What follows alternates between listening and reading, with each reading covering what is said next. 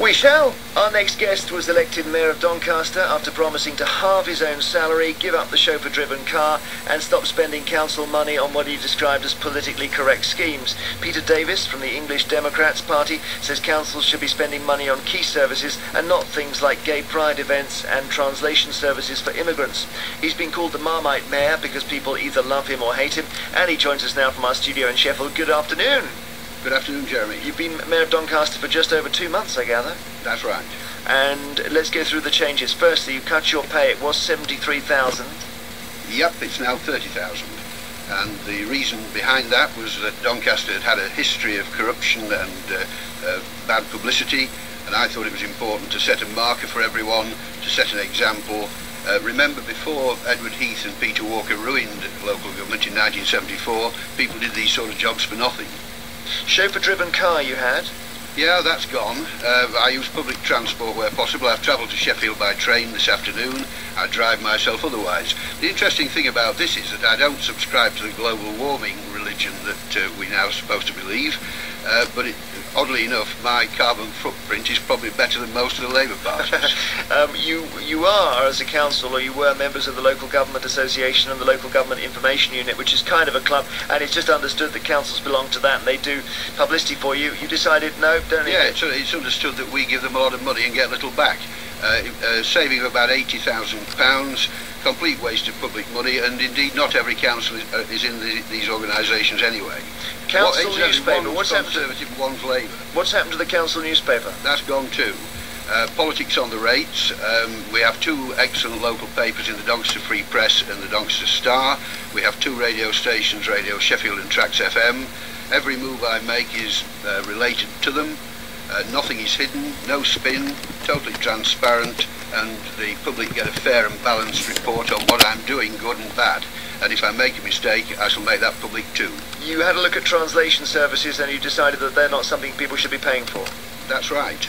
There are three aspects to this, Jeremy. First of all, there are certain members of the ethnic minorities who've been here a hell of a long time and who've never bothered to learn English at all, and who we're still translating things for. That is completely unacceptable.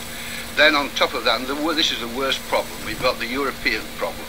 The idiotic policy, the open door policy, where Poles and Romanians and God knows who can just wander into this country and say, well, we've come to take your jobs, it doesn't matter if you've got 2.4 million people unemployed, we'll take the jobs, we'll take the benefits, we'll take the services. Oh, and by the way, you've got to translate all the information for us so we can get them.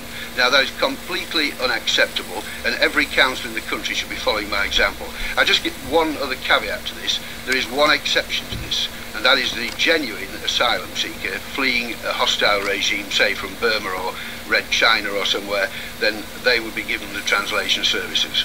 Well, I see, because I would have thought that somebody who came over here driven by the market, as a Polish plumber would do, for example, you would think, okay, let's help him. No. The Polish plumber who comes over has a duty of courtesy to learn the language before he comes. I wouldn't go and work in France and expect the French to translate for me. I would expect to learn the language as a mark of courtesy. Did you have a lot of translation services? Difficult to say. A lot of the things that have been happening on the council are kept fairly secret. I'm having difficulty in finding things out from time to time. But the answer would probably not. I do know that we do give a service for translators from the health service and other public utilities. Okay, you were twinned with 5 towns. What's happened to that? Well, we appeared to be twinned with 9 originally, but only 5 were active. They've all gone. The last throw of the dice will be the visit of Hurton dignitaries to the St Leger in September, which is costing us somewhere in the region of £4,000. But I mean, the public out there have had enough of all this. Nobody pays for them to have a holiday abroad, and they see this as junketing on the part of councillors, council employees, or, if it's anybody else, it's the selected few. And this is not good enough. And there's no empirical evidence anyway that any of this works as far as business is concerned. The worst one was Dandong. I mean, how Doncaster could be thinking of twinning with Dandong. Where's that? In China. With the Chinese record on human rights and the treatment of the Tibetan Buddhists is appalling. Well, isn't it so that you can all go over and have a nice trip over there? I don't want to go to Dandong, no way. The Chinese mayor actually sent me a letter in Chinese, which be amused to find out I had to have translated. Okay. He was in Chinese and had it translated. He was inviting me to meet him by the Yellow River, and I said no, sent a thing back and said no, and you're not coming to the River Don either. Okay, but does that start to cause diplomatic problems for Doncaster Council? Not with China, no. What about stopping funding for Black History Month and the Gay Pride event?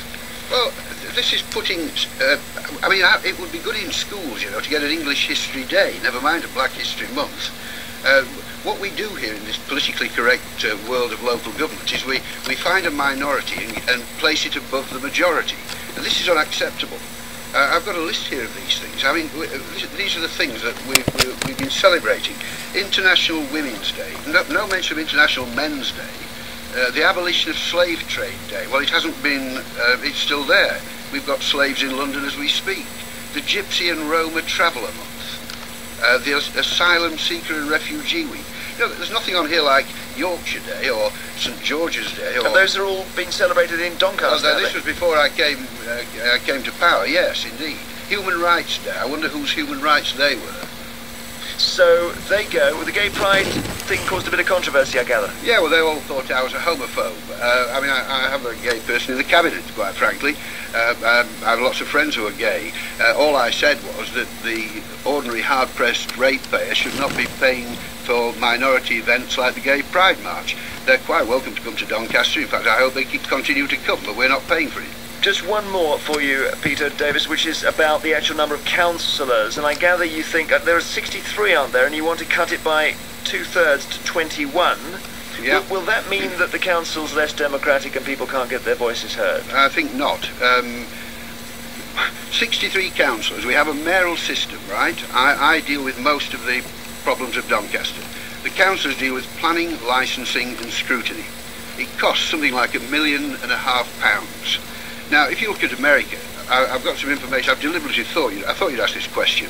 Go to the state of Pennsylvania, right? A left-wing state in American terms. The city of Philadelphia, 1.2 million people. How many councillors? 17. The city of Pittsburgh, same state, 370,000 people, 9 councillors. I mean, what are we doing with all these people? We would save at least £800 million and the cost of 2 elections by getting rid of them. And I'll just say one other thing about these. The councillors have a history of fighting with the previous mayor, fighting amongst themselves, and fighting within their own parties. And so much so that mentors have had to be brought into Doncaster to teach the councillors how to behave themselves, costing us tens of thousands of pounds. Now, if you're telling me we can do with these people, I say the answer is no. Thank you very much for joining us. Peter Davies, Mayor of Doncaster.